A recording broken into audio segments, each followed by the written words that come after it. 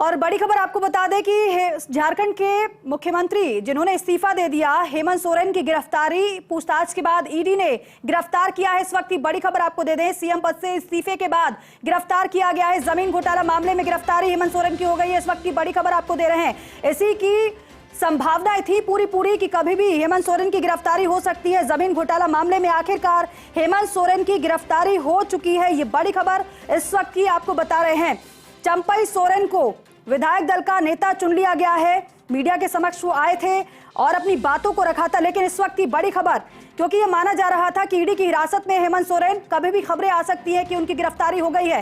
हालांकि इसका अंदेशा हेमंत सोरेन को भी था। उसकी बड़ी वजह भी है क्योंकि पिछले साल सितंबर में उन्होंने सुप्रीम कोर्ट का रुख भी किया था, लेकिन सुप्रीम कोर्ट ने हाईकोर्ट का रुख करने को कह दिया था। लेकिन हाईकोर्ट से राहत नहीं मिली थी हेमंत सोरेन को, और तभी से यह अंदेशा उन्हें हो गया था कि गिरफ्तारी तय है। जमीन घोटाला मामले, इस मामले में कई गिरफ्तारियां पहले भी हो चुकी हैं, और जब कई गिरफ्तारियां हुई तब हेमंत सोरेन का नाम सामने आया था। उसके बाद ईडी ने एक के बाद एक कई समन हेमंत सोरेन को भेजे थे। लेकिन बड़ी खबर, सीएम पद से इस्तीफे के बाद हेमंत सोरेन को गिरफ्तार कर लिया गया है। इस वक्त की बहुत बड़ी खबर आपको दे रहे हैं।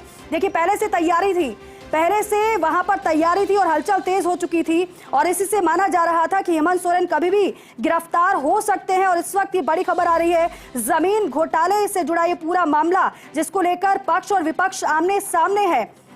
लंबे समय से यह मामला चला आ रहा है। सोरेन से आपको बता दें कि जमीन घोटाले के जिस मामले में ईडी पूछताछ कर रही थी, वो सेना के 4.55 एकड़ मालिकाना हक वाली जमीन की खरीद बिक्री से जुड़ी है।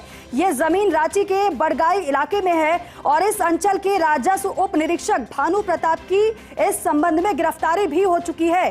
और ये गिरफ्तारियों के बाद जब पूछताछ हुई कई लोगों से, तो नाम हेमंत सोरेन का भी सामने आया। आपको बता दें कि ईडी जमीन घोटाले मामले में 20 जनवरी को हेमंत सोरेन से पूछताछ कर चुकी है। रांची में करीब 7 घंटे तक ईडी ने हेमंत सोरेन से पूछताछ की थी। हालांकि यह पूछताछ भी हेमंत सोरेन को जारी कई समन के बाद हो पाई थी। 20 जनवरी से पहले ईडी ने सोरेन को 7 समन जारी किए थे, लेकिन वो जांच एजेंसी के सामने नहीं आए, रणनीति अपनी बनाते रहे। कोर्ट का रुख भी किया गया। हालांकि 8वें समन के बाद उन्होंने अपना रिकॉर्ड कराया, बयान रिकॉर्ड कराया, और सोरेन को पहला समन 14 अगस्त 2023 को जारी हुआ था।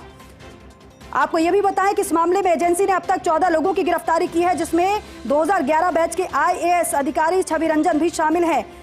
पिछले साल 13 अप्रैल को ईडी ने झारखंड, बिहार और पश्चिम बंगाल में करीब 22 ठिकानों पर छापेमारी की थी, और जिसमें राजस्थान कैडर के, आपको बता दें, माफ कीजिए, झारखंड कैडर के IAS छवि रंजन से संबंधित ठिकाने भी शामिल थे। और रंजन पहले रांची के डिप्टी कमिश्नर भी रह चुके हैं। हालांकि जब नाम हेमंत सोरेन का सामने आया तो समन उनको जारी किया गया, लेकिन समन के बावजूद हेमंत सोरेन ईडी के समक्ष पेश नहीं हुए। लेकिन आखिरकार जब ईडी ने पूछताछ की 7 घंटे, उसके बाद एक बार फिर से ईडी की टीम पहुंची हेमंत सोरेन के आवास, उनसे पूछताछ की। लेकिन तभी से माना जा रहा था कि हेमंत सोरेन की गिरफ्तारी हो सकती है। इस खबर पर नजर बनी हुई है।